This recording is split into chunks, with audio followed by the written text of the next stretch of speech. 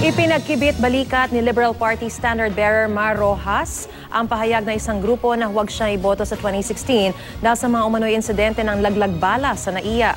Sabi ni Rojas, karapatan ng grupong migrante, Middle East at iba pa na piliin kung sino ang gusto nilang kandidato. Kasabay nito, ipinagtanggol ni Rojas ang gobyerno at iginiit na patuloy ang investigasyon sa modus. Ayon sa grupong migrante, Middle East, ayaw na nila ang 6 pang taon ng anilay hindi tuwid na daan.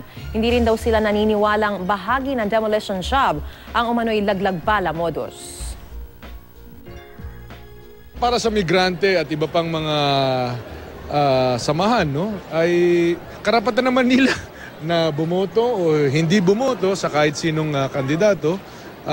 So iniiwan na lang natin sa kanila yan. Hindi policy ng daang matuwid ang magsamantala, ang gumawa ng pangungutong or maglaglag droga, laglag bala, laglag kahit ano, no, sa ating mga kababayan.